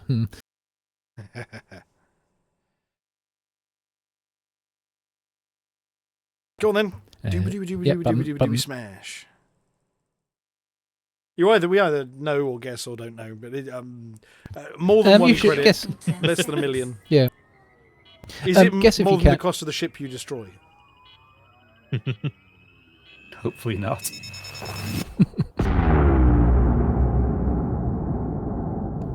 And question 3. In credits, what is the exploration value of scanning one icy or rocky body? That's just with the full spectrum scanner, or FSS, not with the detailed scanner. Right. Rocky or icy, because you're saying that they're the same value. Yeah, they vary by a few credits worth, which is a tiny percent of the actual. That wasn't very much time. There's plenty of time to type 3 or 4 digits, or maybe 5. It needs to be done in time to grade them as well. Then you need to have more complicated questions that are more difficult to Google. Give people longer to type silly things when they don't know the answers. I'll bumble through 80,085 credits. Is anything 80,085 credits in the galaxy? That's the question. Yeah, Dead Meat's porn collection. So let's see what we've got. We had the 1 ton fuel cost is 50 credits. I don't know whether kidneys also cost 50 credits, but I suppose 50 credits was in that response, so points to that one. Then it is 15,000 credits. Someone actually got this spot on. 15,000 for a single torpedo. So for a bit of comparison, yeah, a new commander probably isn't actually going to earn back 15,000 credits from using 1 torpedo. Bit of comparison, a single seismic charge costs 84 credits, so you're probably better off going mining. Especially when there's a CG on. Yes, indeed. And I think I might have graded this one appropriately, but we'll have to see. It is 500, or sometimes slightly just over. But 500 credits is the value of an icy or rocky body, which did have a spot on. A few hundred gets a point or two, because it is actually a few hundred. So very good. Round 2 is budget outfitting. Question 1. What is the most common utility module in the galaxy? That is sold at almost every single port that actually can sell you a utility module. And you can choose from chaff launcher, electronic countermeasure, heatsink launcher, kill warrant scanner, manifest scanner, point defense, pulse wave analyzer, shield booster, or wake scanner. So this is the most commonly available on sale rather than most commonly installed, yeah? Yeah, the most commonly available you can get basically everywhere. Doesn't help. I've got no idea either way, but I'm just clarifying which one I don't know. I was trying to think what's the most low tech, or you know what I mean? The garbage cannon. Garbage cannon, yes. An empty one. No. Comes pre-installed on every.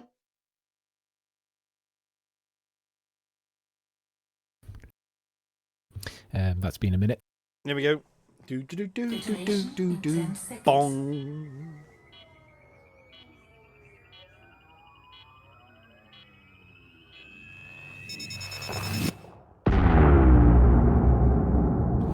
Question 2. What is the cheapest weapon module in the galaxy? The garbage cannon. Luckily, I made this one multiple choice as well, and garbage cannon isn't one of the choices. So we can't put fun answers. I mean, I could take away the multiple choice, I suppose. I mean, it strikes me as being bleeding obvious on this one. It kind of, yeah. If you know anything about like buying a ship ever, and then wondering what's already in the ship, yeah, it kind of is. Not everyone buys weapons for ships. I mean, The cheapest weapons module in the galaxy is canned air from Cubicle 3. I only sell them. Yeah, well, so how much money did you make selling the Exactly. one that came on your Sidewinder, Flossy? Oh, sorry. No, I never had a Sidewinder. I started in a Cobra. Oh, was that a backer thing, was it? Yeah. Yeah. Or as David Braben calls it, a Cobra.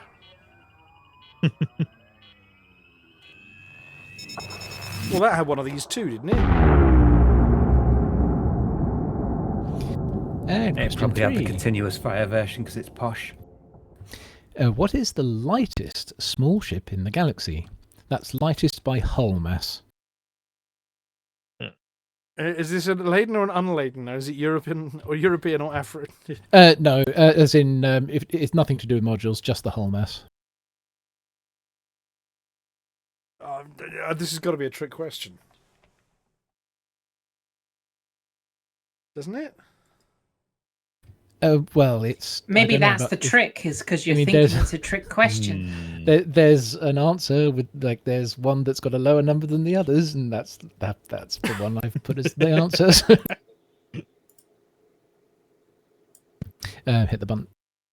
You've hit the button, have you? No, you hit the button. Yes. It was I an haven't hit the button. imperative. You hit the I've button. hit the button. Don't hit the button. What's the button ever done to you? And let's see if I remember to show any actual answers. So the heatsink launcher is the most common. Not only that, the materials to synthesize heatsinks are also the most common materials for synthesizing things. Yeah, basically anything that can hold heat that you can eject. Yes. And the cheapest weapon is the pulse laser. A lot of people got that one. Yes. And indeed, most ships come with at least one pulse laser, Wow. and you usually get rid of it. I didn't think I'd get it right. Yep. And it is the hauler has the lightest hull. Well, there you And go. The Sidewinder does it does have a heavier hull than the hauler. The hauler can something like 2 and a 6, 2 and over double the hauler's mass it can haul. Like it's a because the hauler's only light about ship. 15 tons, isn't it? And the Sidewinder's about 25 or. Yeah, it's there about. Yeah, I think it's something like 14 to 25. Yeah. Clearly, what's that? 4 or 5 people took a punt on it being a trick question and guessed at one of the other 3 small ships. Well, so there aren't any tricks. At least I don't like to think there are. There are just the one that happened to be the right number. So Trixie. And round 3 is all about, speaking of small ships, it's about small ships. Kind of. In 10 seconds. Oh, what? Okay. Sorry, speed round. Speed round, okay. Yeah. So, hang on a second, Flossy. Yeah. You have to get your crystal ball out All right. for this one. Okay. In light years, what's the maximum range of an apex interstellar journey? I know that it's less than the distance from the system I spawned into Hutton inhabited space. That is true. That is So true. People very kindly had to come and fetch me in a fleet carrier. Well, it is, in terms of jumps, but obviously it's that plus the distance out to Hutton Orbital from, plus 0.22. Oh, no, they don't go south of Beta Prox. Not this time of night. To clarify it slightly, if needed, it's it's not one jump in an apex interstellar. It's the how far can you plot? roundabout. Yeah, exactly. Yeah. So it has a range, and you can basically plot as far as you can get on its one lot of fuel. Right. And then you can go another journey for the rest of it. How far south of Eridani will they go at this time of night? Don't go south of the river. Button. Ba-dong. I'll remember eventually.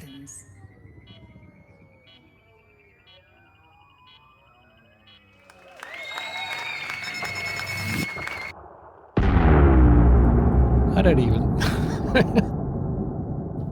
Question 2. In light years, what is the maximum jump range of a stock Sidewinder without its weapons? So after you take the weapons off it. The one that it comes with, the pulse laser. Yes, after you remove anything pulse lasery from your new Sidewinder and don't change anything laden or else. unladen? Without changing anything else about the stock Sidewinder, so I suppose it would be unladen. I mean, how precise are you needing the answer? Just in whole lightness? It's, you can put a fractional if you want. I have got a slight bit of range on actually both this one and the last one. So, a stock Sidewinder. So that's got a 2E or something. Yes, that's correct. Okay. Although it's also very light as well. We know it's 25 tons stock. Then you take off the gun and it's running a 2E. Okay. Carry the 4. You say these words as though they should mean something. To Jig's crime, so you can take it to mean I kind of did both. So you can have a full tank or an empty tank. That is the range I chose. So it's whatever only gonna Valkyria make says half is a the light right year answer. difference. It's the right answer. Yep. Okay. Now I'll give that a couple more seconds though, especially as there is a response I need to. Okay, 3, 2, 1. Detonation in 10 seconds. There you go. They can have an extra 10. Oh, it's gone. Well, now. not now I've pressed the thing. I'd have to press back, wouldn't I? And reading the chat with apologies to Profane Pagan for complicating your mining operations. Yes. But then, at least one Tom Cook song has a sound sample, which is Shields Offline, Silent Running. This is a multi-choice. Yeah, they usually are. Well, I don't know. What was your favourite small ship to fly as a new commander? Well, obviously his was the Shady Lady. Just a moment. Yeah, there's only one wrong answer in there, the Diamondback Scout. Well, it's interesting because I've been right. Question 3. Mr. Dusty did enter the quiz. Updated question 3. What Yes. was your favourite small ship model to fly as a new commander? A model one. Okay, right. As a new commander, how long were you new for before you became not new anymore? When you got a medium ship. Oh, so as soon as you get medium, it's out. 'Cause I Yep, loved you can't flying ever use a Vulture, but I small hadn't ship asked ever first. again. Damn. So it can't be that one. So what did I fly before? Well, in that case, it's going to have to be that one.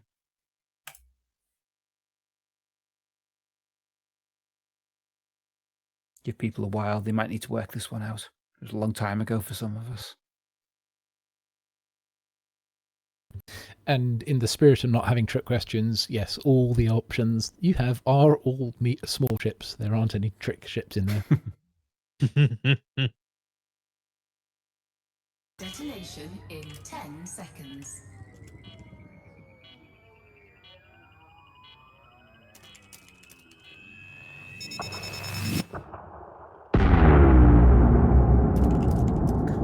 And we have 100 light years. So I put 100 to 110. It's usually minimum around 100. If you get lucky with the stars lining up, they can make 110. That's the highest I managed to get while I was clicking around. So yeah, well done for 100. Now it's just over 8. It's between 8 and 9 light years. The low fuel jump, as Jinx Crow mentioned, pushes very close to 9 light years, and with maximum fuel, it's more like 8.25 or so. I gave it 8 to 9. And finally, let's see what everyone liked to fly. The Cobra Mark III was the most popular, it seems. Certainly someone had some fun with the Vulture, someone liked Passengers in the Dolphin, perhaps. I don't know, my personal fun was definitely the Vulture. I really enjoyed that. Yeah, but I got my first Vulture after I'd had an ASP, so... Okay. So I wasn't allowed to pick that one because the rules were really draconian. The thing is, as a new commander during the beta, it was the Viper when blockading that starport with Zaphod Beeble. Do you want to change it to Vulture, Litho? Yeah, go on. No, it'll change your score, you know. There you go. You can check. I don't want to edit mine. You don't have to touch. You don't. Not everyone has to Thanks. edit theirs. Just Litho just gets a chance.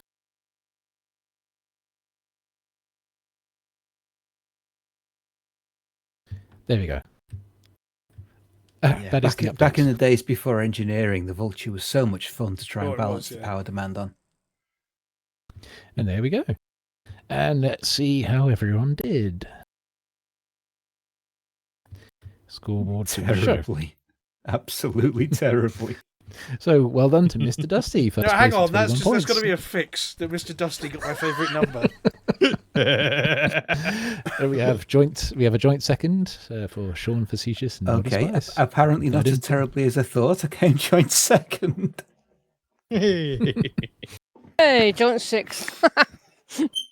Right, well, see, this one, I let Mr. Dusty listen to you and answer for himself, which was quite an interesting exercise, a technical exercise at my end. That he was listening to what you were asking and giving the answers, and he didn't get them all right. He definitely didn't get them all right. But I then asked him, when he said about the favourite ship, I asked him to actually explain why he chose the Eagle, because that's what he put down as his final answer. And I have put it in the script there if anybody feels like reading why Mr. Dusty chose the Eagle. Is it because it rescued Gandalf? No. Does anybody want to read that bit out?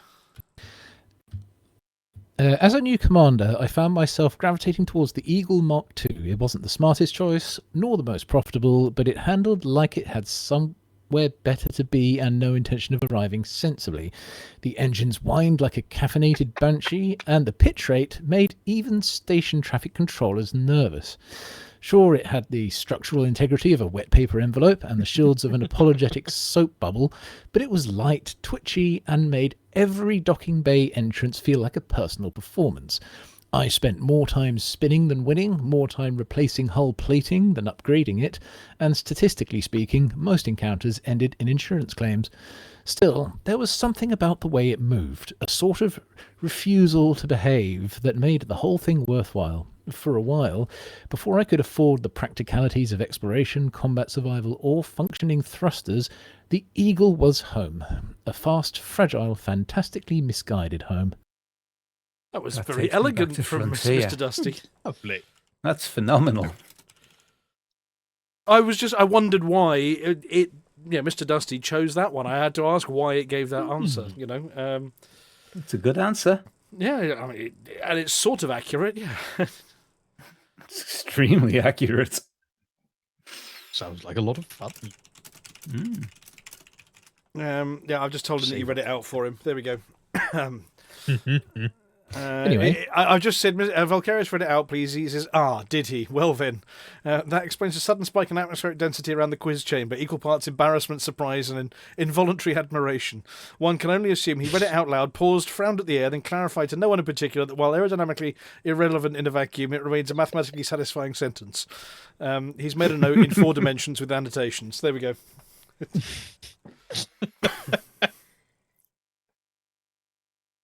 There we go. So that was Mr. Dusty. Right. Thank you very much, Volcarius, with the quiz at quiz.iniv.space. You'll be back with another one next week, possibly? Yeah, possibly.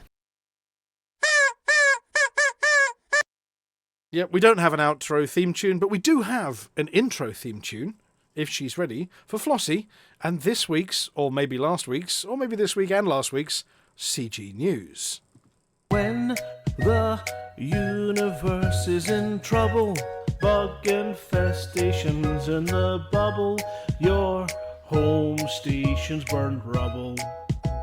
What on earth can we do now? Interstellar initiatives. Let Flossy tell you what it is, then you can get involved with this. You should listen to what Flossy says. Interstellar initiatives. Flossy tells us what she thinks it is, then you can get involved with this. Now you should listen to what Flossy says. Hello, Flossy here with this week's CG News. Last week's CG, or rather the previous 2 weeks' CG, Lakon Spaceway's mining trials. Finished past Tier 8 at 1600 on Monday 13th of October with 30,162,470 units collected by 18,824 contributors. As all 8 tiers were passed, the squadron mining perk is increased to 20%. All participants received a Type 11 Prospector Umbra Science paint job, Lakon Spaceway's decal, and also credits according to their contribution level. Tuesday was a new CG, the Brewer Corporation Strategic Order. Brewer Corporation has issued an urgent call for mined and manufactured materials to support the rapid construction of multiple new starports. Power contacts have been specifically calling for their support in relation to securing interests around HIP 87621. Pilots can support this initiative by signing up at the Trailblazer Dream in HIP 90578 system before selling bromellite or cobalt at Trailblazer Dream's commodities market. Bromellite hotspots are available in the icy rings of nearby systems. Commodities sold as part of this initiative will have a 10 times price multiplier. Each tier, met as part of this initiative, will influence the systems populated by Brewer Corporation. Pilots who register at least one contribution will receive the following rewards: a purple metallic Brewer decal, and credits depending on success tier achieved and individual contribution level. Pilots in the top 75% and above will receive one Class 5 cargo rack pre-engineered with increased cargo capacity. It began the 14th of October and is run for 2 weeks. To be eligible for rewards, you must sign up at any mission board before delivering Bromellite or Cobalt to Trailblazer Dreams commodities market in the HIP 90578 system. And that's it for this week's CG News. Flossy told you what to do.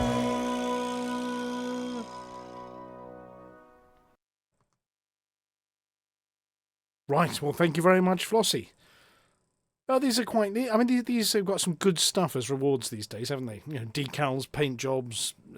Yeah, it's getting people coming. Yeah. Well, a lot more contributors. I mean, the contributors... I mean, 18,000 contributors is... I mean, that's massively up for one that hasn't got sort of weapons or engineered double-braced with extra huff things. That was 18,000 people who wanted a paint job. Yeah. Yeah. Yeah, I think there was a record prior to the the Battle for Seoul.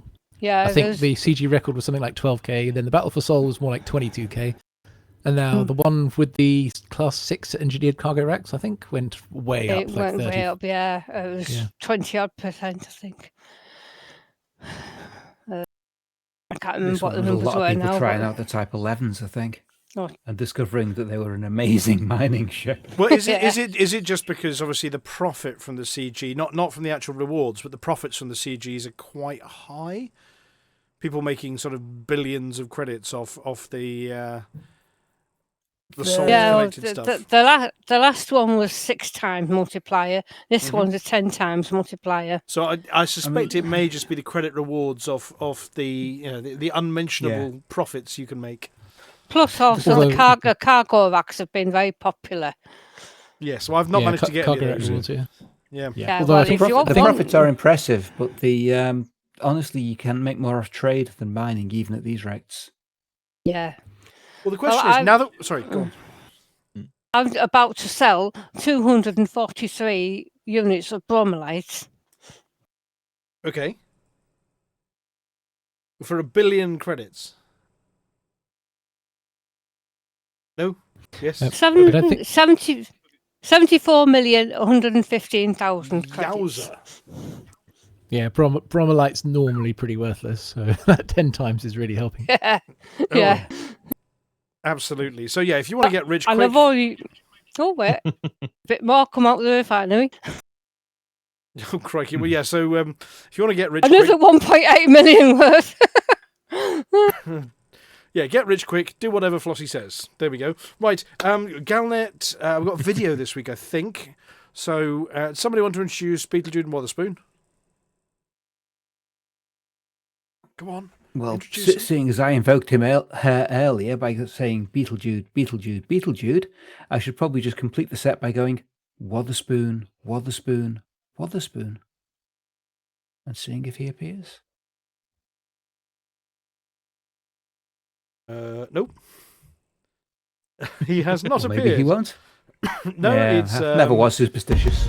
There we go, how about that? Oh, there we go. Galnet News Update, 16th of October, 3311.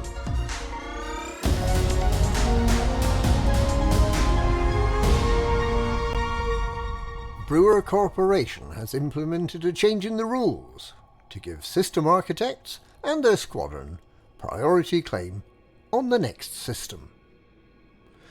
There exists a strange breed of commander whose aim in life is to build a colony in an unusual system. Perhaps they want their colony in a nebula, or in a system with a green gas giant, or a system where 4 planets are due to collide sometime next decade. If the system's within 15 light-years of a populated system, then colonizing is easy.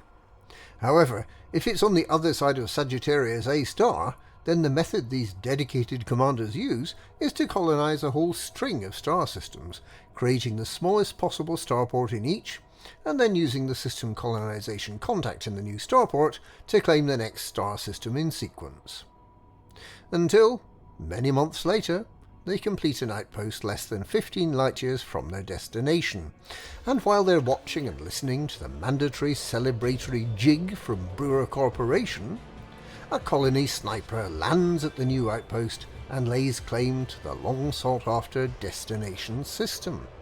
The commander who did all the work gets left with a string of uninteresting and unwanted outposts, and misses out on their prize.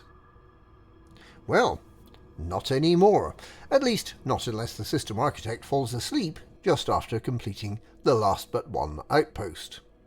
Henceforth, the system architect, the commander who built the colony, will have 30 minutes of exclusive access to the newly installed system colonization contact. Just what you can get up to with them behind closed doors is your business, but one thing you can do is make colonization claims on adjacent systems.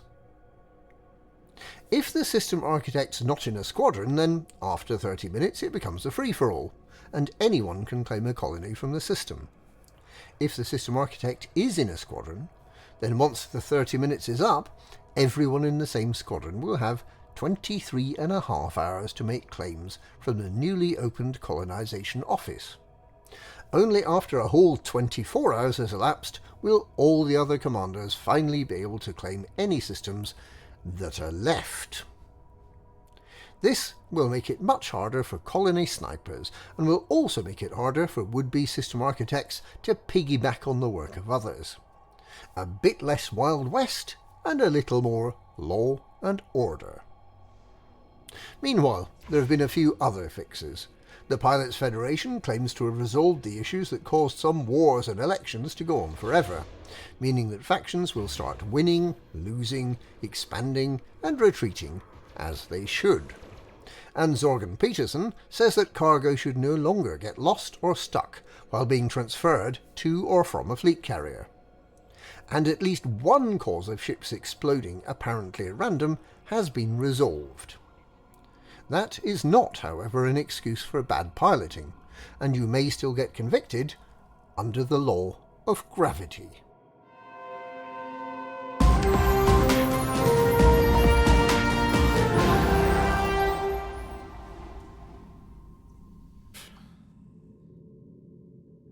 There was a definite sense of deja vu around that article. Is there an echo in here? Right, well, just about the end of it. Amelia, I've got a short bit for you. Yes. Yes. Just because I felt like. Okay. So I'm going to play you Dewberry, and it's just a short little. It's a recruitment drive. Oh, okay, fair enough. Yeah. So let me just play your intro, and it could be this one. Hang on.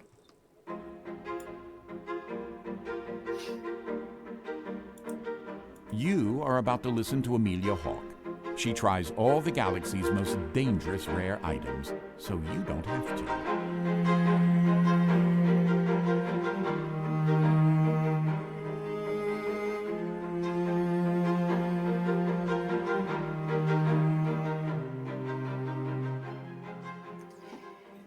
Hello, everyone.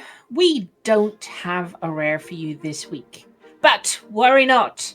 It doesn't mean the segment's been abandoned, merely that the last sample achieved atmospheric re-entry before we could finish defrosting it. In the meantime, you can do your bit for the Galnet Rares Digest. If you found yourself in possession of a foodstuff with dubious legality, unstable packaging, or flavour notes best described as experimental, then we'd like to hear from you. Reports, remnants, annotated labels, and medically cleared tasting notes are all welcome. Just mark your submissions clearly, seal them in something the station's filters can't detect, and transmit details via the usual Hutton channels, which I'm guessing would be our email at itookpart@hutton.com. HuttonOrbital.com? HuttonOrbital.com. Anyway. Orbital. Yes, HuttonOrbital.com. Anyway, please, no repeats of the Torval Starlime incident. The ceiling still hasn't forgotten.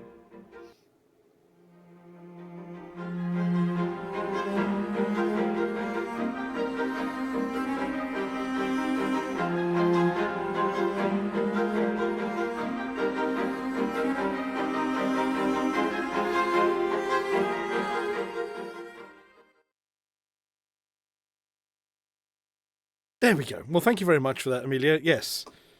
Yes, if you've discovered something weird growing in the bottom of your coffee mug, throw it in the bin and don't send it to us. We've probably seen that one already. After 2 weeks off, we forgot to clear the, detritus. Was it detritus from the last one? Yes. I mean, it's been up there a long time. It has. And that's brought us clashing and thundering towards the end of the show. So what we're going to be doing in a second is play the credits. Do read the recipes in a second. And we're going to go and raid some unsuspecting space pilot. What have we got? If anybody out there cooks the Hutton cookies, the Hutton Orbital cookie recipe that's in the credits, please let us know how you found them. And also whether they, smash through windows when you throw them at them. Yes, which they shouldn't if you follow the cooking instructions. And if you a shameless plug from Hugh Pratt here, the podcast we were talking about is actually a real podcast. Is it not? And it's twice as interesting as this one. Yeah. So depends what you consider interesting, but yes. Our first episode, so it's hosted by myself and my friend Richard. First episode's a little bit rough around the edges because he came up with the idea, and we immediately had to go recording the first one. So sounds a bit like I thought you were going to say because you'd based it on this technique. Yes, very, very similar. Quality improves rapidly over the course of the first 5 or so. We've just recorded the 10th, and they're going to be coming out every weekend until we run out of them or do some sort of end of season special or something. So if you like the sound of a trivia quiz where we're both hosts and the occasional guest ask each other questions and then rank the answers in terms of how interesting they are, and slowly assemble a logarithmic scale of interestingness for every fact that we get across our desks, do go and have a listen. We're on Spotify, Podbean, and Apple Podcasts. And at some point, we will have some sort of guest application thing set up if people have interesting facts and want to come and share them. Right. So what do they search for? What do people search for on Spotify? And I'm just trying to work out if I can grab a link. Where's my share button on this? There must be a share that's a good button. Point, actually. Hang on. I can add to my list. You'd think there was share. Here we go. Link copied to clipboard. Can I just say, I love how organized we are. Yeah, there we go. Oh yeah, that's definitely a thing we do. There we go. I've put it into chat. If anybody wants to listen to our very own Michael with his other podcast.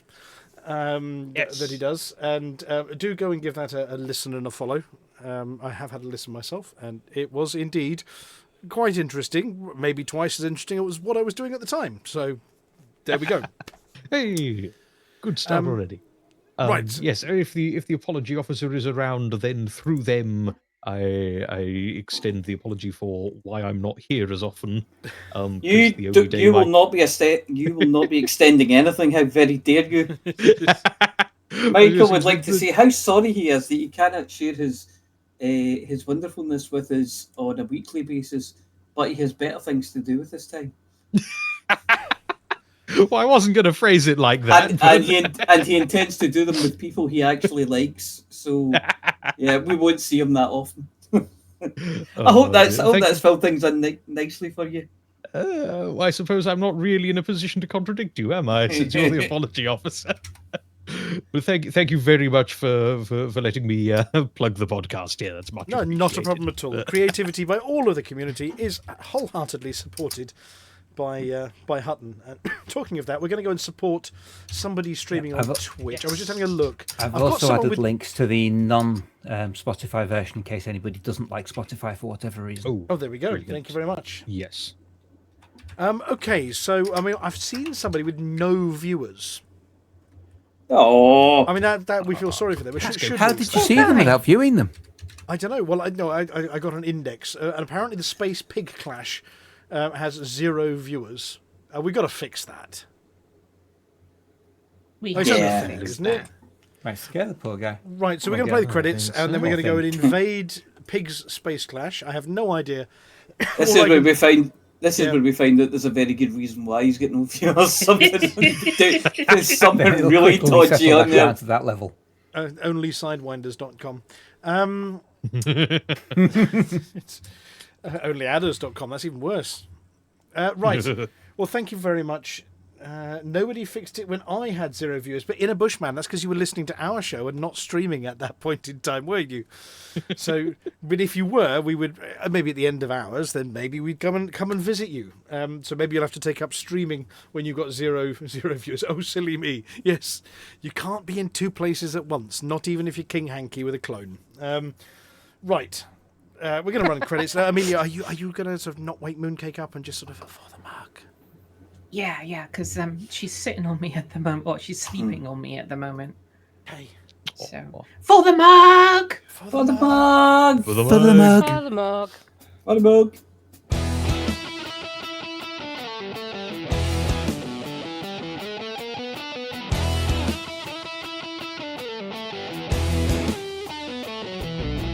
No journey too long and no cargo too small. The profit margins never really mattered at all. We're gonna take the cargo where it's needed today. Super cruising all across the Milky Way. We'll take anything, anytime, anywhere. Loading up the T-9s to the brim with grain. For the mug, yeah, you know just where we're coming from. For the mug, now everybody sing the Hutton Trucker song. For the mug. Flossy always seems to crash into the sun. Swivel likes the pilot on the Xbox One. Alvin at the front, you know he leads us well. Trucking across the galaxy, now everybody yell. For the mug, yeah, you know just where we're coming from. For the mug, now everybody sing the Hutton Trucker song. For the mug, yeah, you know just where we're coming from. For the mug, now everybody sing the Hutton Trucker song.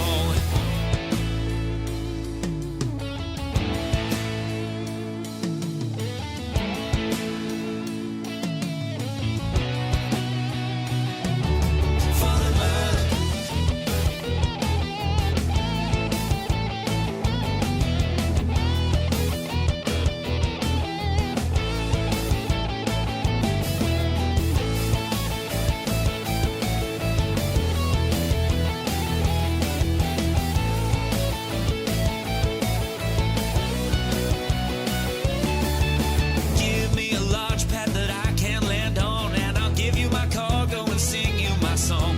No part 22 light years to go. Cruising to Hutton, whoa.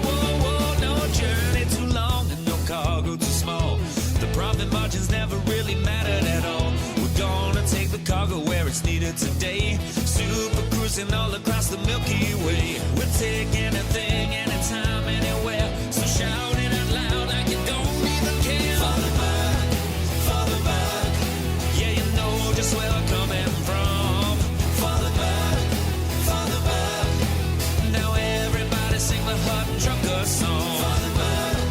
For the mug, yeah, you know just where we're coming from. For the mug,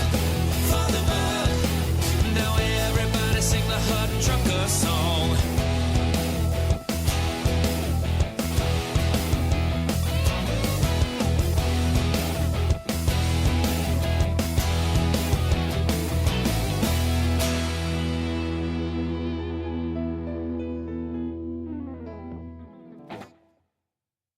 Well, ladies and gentlemen, that is the end of the show. Everyone's buggered off now, so why don't you bugger off too?